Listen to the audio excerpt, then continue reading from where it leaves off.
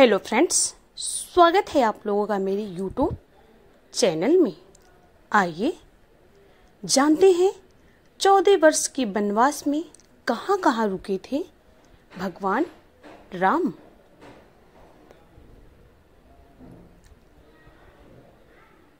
चौदह वर्ष की वनवास काल में श्री राम ने कई ऋषियों मुनियों से शिक्षा और विद्या ग्रहण की, तपस्या की और भारत के आदिवासी, वनवासी और भारतीय समाज को संगठित कर उन्हें धर्म के मार्ग पर चलाया।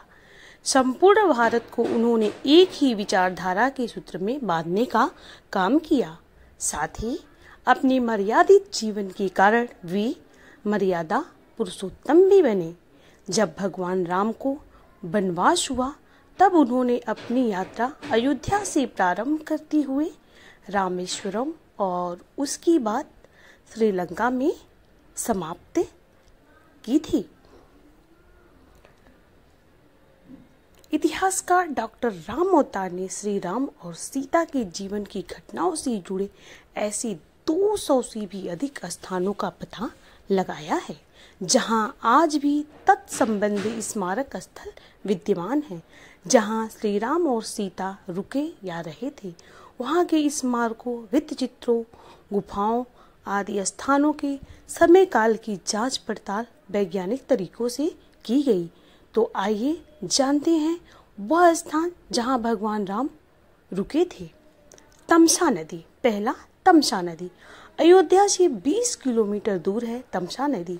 यहाँ पर उन्होंने नाव से नदी पार की। इसी कारण यह नदी रामायण में सम्मान पा गई। श्रृंगवेरपुर तीर्थ। प्रयागराज से 20 से 22 किलोमीटर दूर वे श्रृंगवेरपुर पहुँचे, जो निषाद राज गुह का राज्य था। यहीं पर गंगा के तट पर श्री राम ने केवट से गंगा पार कराने को कहा था। श्रृंगवेरपुर को वर्तमान में सिंगरौर कहा जाता है। कुरई गांव। सिंगरौर में गंगा पार कर श्री राम सबसे पहले कुरई पहुंचे थे, जहां उन्होंने सबसे पहले विश्राम किया था। कुरई गांव। कुरई से आगे चलकर श्री राम अपने भाई लक्ष्मण और पत्नी सहित प्रयाग पहुंचे थे।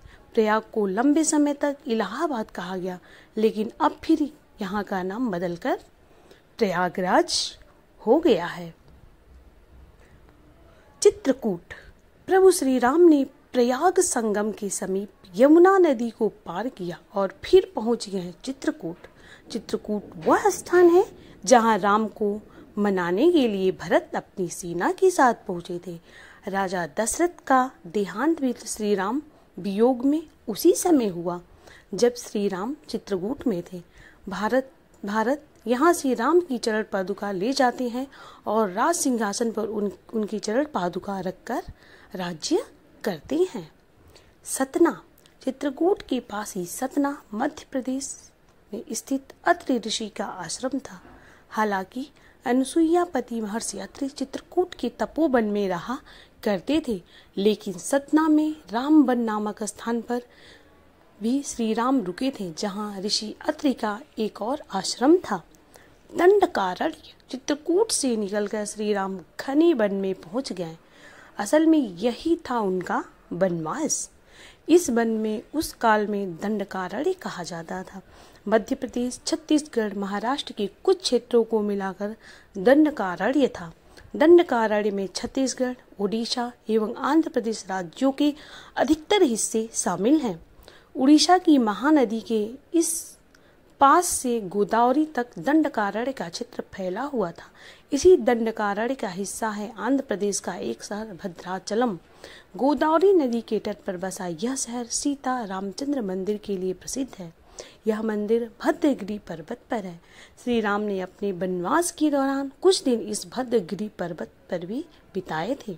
स्थानीय मान्यता के अनुसार दंडकारण्य के आकाश में ही रावण और जटायु का युद्ध हुआ था और जटायु के कुछ अंग दंडकारण्य में आ गिरे थे। दुनिया भर में सिर्फ यहीं पर जटायु का एकमात्र मंदिर है। पंचवटी, नासिक। दंडकारण्य में मुनियों के आश्रमों में रहने के बाद श्री राम अगस्त्य मुनि के आश्रम गए।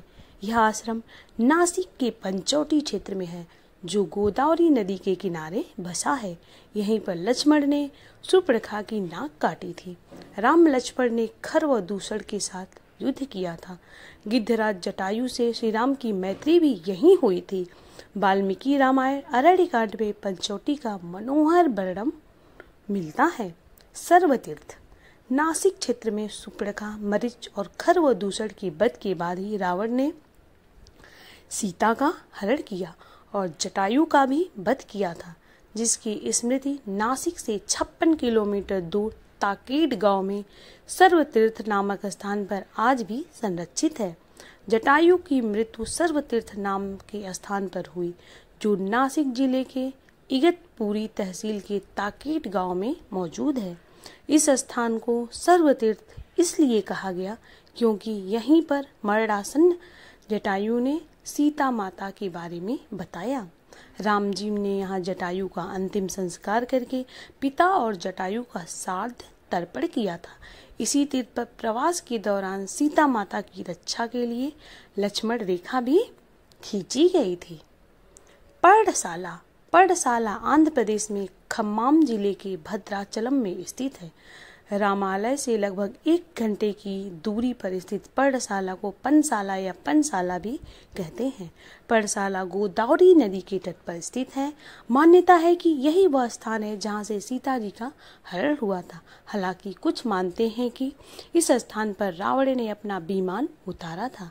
इस स्थल से ही रावण ने सीता को पुष्पक विमान में बिठाया था, यानी सीता जी ने धरती यहाँ छोड़ी थी। यहाँ पर राम सीता का प्राचीन मंदिर भी है।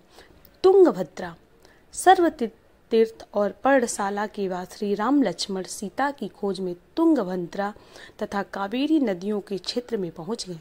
तुंगभद्रा एवं कावेरी नदी क्षेत्रों के अनेक स्थलों पर वे सीता की खोज में गए। शबरी का आश्रम जटायु और कम्बंध से मिलने के पश्चात श्री राम ऋष्यमुख पर्वत पहुंचे। रास्ते में वे पंपा नदी के पास सबरी आश्रम भी गए, जो आजकल केरल में स्थित है। सबरी जाति से भीलनी थी और उनका नाम था श्रमणा।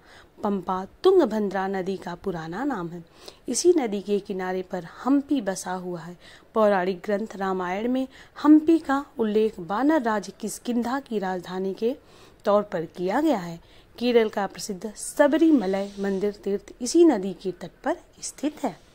ऋष्यमुख पर्वत मलय पर्वत और चंदन वनों को पार करते हुए श्री राम ऋष्यमुख पर्वत की ओर बढ़े। यहाँ उन्होंने हनुमान और सुग्रीव से भेंट की, सीता के आभूषणों को देखा और श्री राम ने बाली का वध किया। ऋष्यमुख पर्वत वाल्मीकि रामायण में वर्णित वानरों की राजधानी किष्किंधा के निकट स्थित था। ऋष्यमुख पर्वत तथा किष्किंधा नगर कर्नाटक के हम्पी जिला बेल्लारी में स्थित है। पास की पहाड़ी को मतंग पर्वत माना जाता है। इसी पर्वत पर मतंग ऋषि का आश्रम था, जो हनुमान जी के गुरु थे। कोडी करई हनुमान और सुग्रीव से मिलने के बाद श्री राम ने वानर सेना का गठन किया और लंका की ओर चल पड़े। तमिलनाडु की एक लंबी तटरेखा है, जो लगभग 1000 किलोमीटर तक विस्तारित है। कोडी करई समुद्र तट बेलांकनी के दक्षिण में स्थित है, जो पूर्व में बंगाल की खाड़ी और दक्षिण में पाल्क स्ट्रेट से घिरा हुआ है। यहाँ श्री राम की सेना ने पड़ाव डाला और श्री राम ने अपनी सेना को कोडी करई में एकत्रित कर विचार विमर्श किया, लेकिन राम की सेना ने उस स्थान के सर्वेक्षण के बाद जाना कि यहाँ से समुद्र को पार नहीं किया जा सकता और यह स्थान पुल बनाने के लिए उचित भी नहीं है। तब श्री राम की सेना ने रामेश्वरम की ओर कूच किया। रामेश्वरम समुद्र तट पर एक शांत समुद्र तट है और यहाँ का छिछला पानी तैरने और सनबेदिंग के लिए आदर्श है। रामेश्वरम प्रसिद्ध हिंदू तीर्थ केंद्र है। महाकाव्य रामायण के अनुसार भगवान श्री राम ने लंका पर चढ़ाई करने के से पहले यहाँ भगवान शिव की पूजा की थी। रामेश्वरम का शिवलिंग श्री राम द्वारा स्थापित शिवलिंग है। धनुषकोडी 3 दिन की खोजबीन के बाद श्री राम ने रामेश्वरम के आगे समुद्र में वह स्थान ढूंढ निकाला जहां से आसानी से श्रीलंका पहुंचा जा सकता हो। उन्होंने नल और नील की मदद से उक्त स्थानों से लंका तक का पुनर्निर्माण करने का फैसला लिया। धनुषकोडी भारत के तमिलनाडु राज्य के पूर्वी तट पर रामेश्वरम द्वीप के दक्षिणी किनारे पर स्थित एक गांव है। धनुषकोडी पंबन के दक्षिण पूर्व में स्थित है। धनुषकोडी श्रीलंका में तलय मन्नार से करीब 18 मील पश्चिम में है। इसका नाम धनुषकोडी इसलिए है कि यहाँ से श्रीलंका तक वानर सेना के माध्यम से नल और नील ने जो पुल राम सेतु बनाया था उसका आकार मार्ग धनुष की समान ही है। इन पूरे इलाकों में को मन्नार समुद्री क्षेत्र के अंतर्गत माना जाता है। धनुषकोडी को ही भारत और श्रीलंका के बीच एकमात्र स्थलीय सीमा है जहाँ समुद्र नदी की गहराई जितना है, जिसमें कहीं कहीं भूमि भी नजर आती है।